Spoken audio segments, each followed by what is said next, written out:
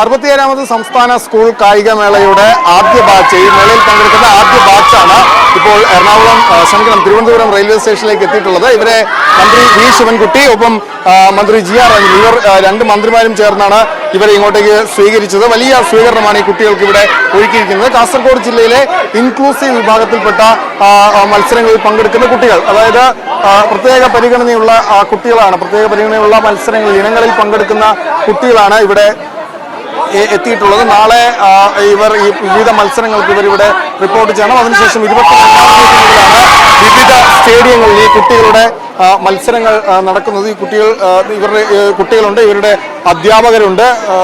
അപ്പോൾ ഈ കുട്ടികളോടൊക്കെ നമുക്ക് ചോദിക്കാം. മോനെ എവിടെന്നാ വന്നെ? കാസർഗോഡല്ലേ? ഏതൊക്കെ മത്സരത്തിന് പങ്കെടുക്കുന്നത്? 100 മീറ്റർ ഓട്ടം മാത്രം. ഏത് സ്കൂളിലാണ്? കാസർഗോഡ് GHS. ഏഴ് കൂട്ടുകാർ മാത്രം.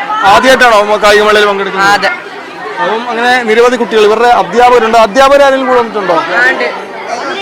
അതെ, ഇവരുടെ അധ്യാപകരുണ്ട്. അപ്പോ എത്ര കുട്ടികളാണ് അവിടെ നിന്ന് വന്നത്? ഞങ്ങളിപ്പോ കാസർഗോഡ് വിദ്യാനഗറിനാണ് വരുന്നത്. 4 കുട്ടികളുണ്ട്. 4 കുട്ടികൾ. നിങ്ങളുടെ സ്കൂളിൽ 4 കുട്ടികളുണ്ട്. ഏതൊക്കെ ഐറ്റത്തിലാണ് കുട്ടികൾ? Cricket, jump.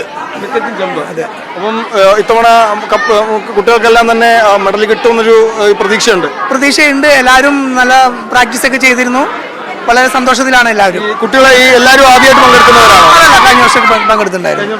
അപ്പൊ അങ്ങനെ നിരവധി കുട്ടികളാണ് കാസർഗോഡ് നിന്ന് ഇപ്പോൾ ആദ്യ ബാച്ചിൽ അല്പസമയം മുൻപാണ് ഈ മന്ത്രിമാരായ വി ശിവൻകുട്ടിയും GR അനിലും ചേർന്ന് തിരുവനന്തപുരം റെയിൽവേ സ്റ്റേഷനിൽ ഇത്തരത്തിൽ വലിയ തോതിൽ സ്വീകരണം നൽകിയത്. കൂടുതൽ ടീമുകൾ നാളെ എത്തും. കൂടുതൽ കായിക താരങ്ങൾ നാളെ തിരുവനന്തപുരത്തേക്ക് എത്തും. ഏതായാലും ഈ തിരുവനന്തപുരം കായികമേളയുടെ ആ ലഹരിയിലേക്ക് അങ്ങനെ പതുക്കെ ഒഴുകി ഇറങ്ങുകയാണ്. കാരണം നാളെ മുതൽ ഈ 67ാമത് സംസ്ഥാന സ്കൂൾ കായികമേള, അത് ഈ ഏറ്റവും വലിയ കായികമേള, ഒളിമ്പിക്സ് മാതൃകയിൽ നടത്തപ്പെടുന്ന സംസ്ഥാനത്തെ ഏറ്റവും വലിയ കായികമേളകളിലൊന്ന്, ഭാവിയുടെ വാഗ്ദാനങ്ങളെ കണ്ടെത്തുന്ന കായികമേള.